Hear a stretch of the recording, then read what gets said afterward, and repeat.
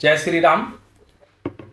जैसा कि आप लोग देख रहे हो कि 2025 का एंड और 2026 की शुरुआत।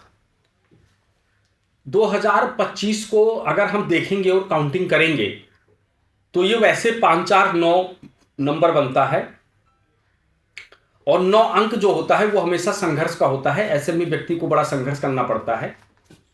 तो जैसा कि आप लोगों ने देखा कि 2025 कितना बड़ा संघर्ष का कारक था, बहुत संघर्ष करवाया लोगों को, और जिस तरीके से संघर्ष करवाया उस तरीके की चीजें दी नहीं। लेकिन जो 2026 आ रहा है, ये 2026 बहुत ही अच्छा आ रहा है, क्योंकि 2026 जिस तरीके से हमारी देश की सत्ता जब बदलती है या जब चुनाव होता है तो यहां पर भी प्रधानमंत्री, मुख्यमंत्री और इसके साथ साथ गृह मंत्री, राष्ट्रपति, ऐसे भी लोगों का चुनाव होता है। उसी तरीके से ग्रहों में भी होता है कि कौन वित्त मंत्री बनेगा, कौन खाद्य मंत्री बनेगा, कौन हमारे यहाँ जो है सेनापति बनेगा और कौन राजा बनेगा। 2026 के जो राजा बनेंगे वो गुरु बृहस्पति बनेंगे। और गुरु बृहस्पति अभी तो फिलहाल कर्क के घर से जा करके और वो पुनः मिथुन के घर में प्रवेश कर चुके हैं, लेकिन 9 वर्ष पे वो फिर कर्क के घर में चले जाएंगे और उच्च के होंगे और वो राजा बनेंगे। और मंगल बनेगा सेनापति। तो जो देश की आर्थिक स्थिति है बृहस्पति के कारण से बहुत अच्छा रहेगा। लोगों का विश्वास धर्म कर्म में बहुत बढ़ेगा। लोग धार्मिक प्रवृत्ति के होंगे। धर्म के प्रति लोगों के मन में आस्था जागृत होगी। दूसरा चीज क्या है कि गुरु जो है वो ज्ञान है। हर आदमी ज्ञान के द्वारा, अपनी बुद्धि के द्वारा पैसा कमाएगा और आर्थिक स्थिति बहुत बढ़िया रहने वाला है।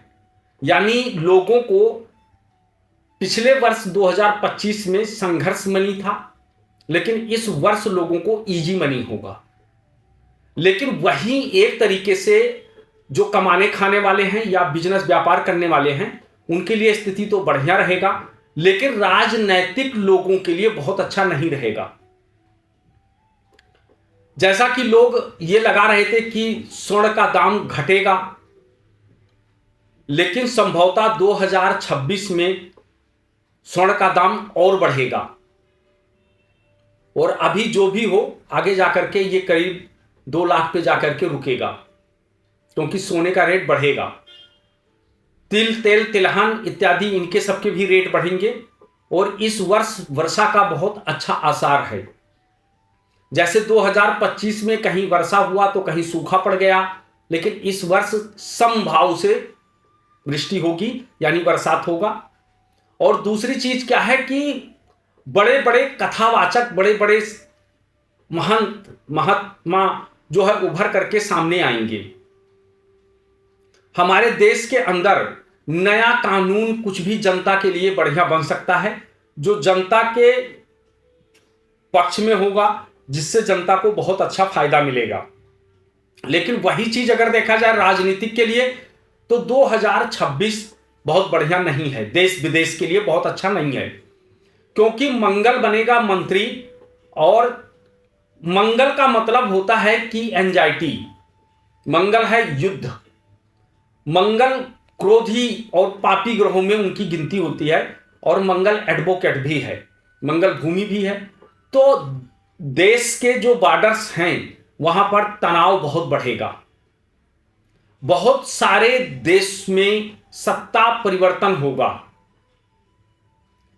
जो अपने आप को बहुत बड़ी बड़ी डींगे मारते थे कि हमसे बड़ा कोई नहीं है, पूरे विश्व पे हम राज करेंगे या हम विश्व के सबसे बड़े हैं, उनको मुंह की खाना पड़ेगा और उनकी बहुत बड़ी इंटरनेशनल मार्केट में बहुत बड़ी बदनामी होगी।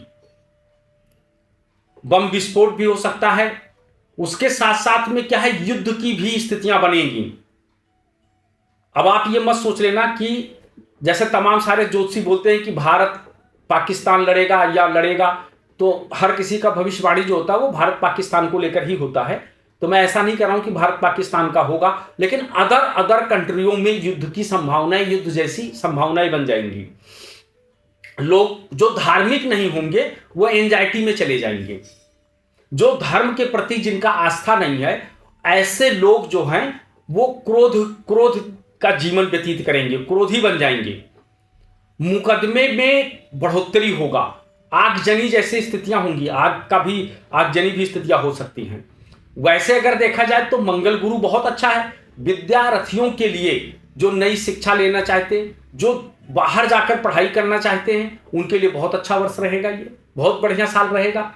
जैसे जो लोग व्यापार कर रहे थे पर उनको तरक्की नहीं मिल पा रही थी, उनके लिए बहुत अच्छा है। जो व्यक्ति सोच रहे थे कि हम उम्र हो चुकी है, अब हम गुरु मंत्र लें या हम धार्मिक हो जाएं, उनके लिए बहुत अच्छा वर्ष है, बहुत बढ़िया होगा। लेकिन जो हम लोगों का जो वर्ष चालू होता है, जिसको हम नूतन वर्ष बोलते हैं, यानी जिसको हम नया वर्ष बोलते हैं, वो हम लोगों का चैत्र नवरात्रि से चालू होता है।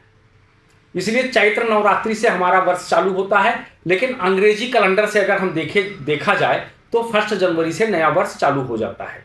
लेकिन जो यहाँ पर ग्रह की स्थितियां परिवर्तन जो होंगे, वो आप ये मान करके चलिए कि ये आपको जो है फरवरी मार्च से ही आपको फल देना शुरू करेगा।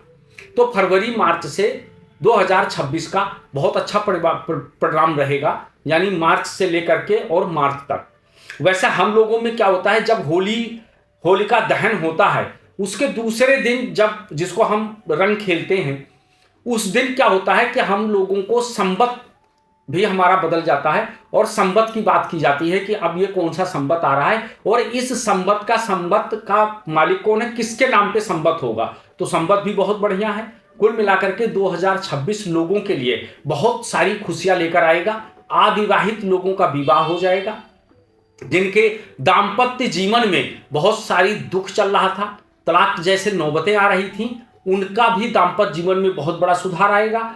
बहुत सारे लोग जो बहुत दिनों से संतत प्राप्ति के लिए चिंतित थे, उनको संतान की प्राप्ति नहीं हो पा रही थी, तो उनको बहुत अच्छा स्वस्थ सुंदर मोटा तगड़ा संतान की प्राप्ति भी होगी, यानी अच्छा संतान की प्राप्ति होगी। तो कुल मिलाकर के 2026 वर्ष बहुत बढ़िया है। लेकिन अंत में मैं एक बात कहना चाहता हूं, वर्ष कोई सा भी हो, दिन कोई सा भी हो, उनका समय कभी खराब नहीं होता जो कर्मयोगी होते हैं। इसलिए अपने कर्मों पर विश्वास करो, भाग्य पे नहीं, क्योंकि कर्म से भाग्य को बनाया बिगाड़ा जा सकता है। इसलिए कर्मयोगी बनिए। इसलिए आप समझ लीजिए कि जो व्यक्ति कर्म करता है, क्योंकि बृहस्पति राजा बनेगा, तो हमेशा कहा गया है कि बृहस्पति जो होता है वो हमारी कुंडली में भाग्य का कारक होता है, और जो शनि होता है वो हमारी कुंडली के अंदर जो है कर्म का कारक होता है। तो जब हम कर्म करेंगे 2026 में, तो हमको भाग्य का साथ जरूर मिलेगा। इसलिए धार्मिक बनिए, पूजा पाठ करते रहिए, अपने माता पिता गुरुजनों का, ब्राह्मणों का, गौ का जो है आप सम्मान करिए। और ये करने से आपका 2026 वर्ष बहुत बढ़िया जाएगा, बहुत अच्छा जाएगा। धन धान यश समृद्धि और उत्तम स्वास्थ्य की कामना के साथ साथ मैं इस वीडियो को विराम देता हूं। फिर मिलेंगे हम आपको अगले वीडियो में। तब तक के लिए जय श्री राम, हर हर महादेव।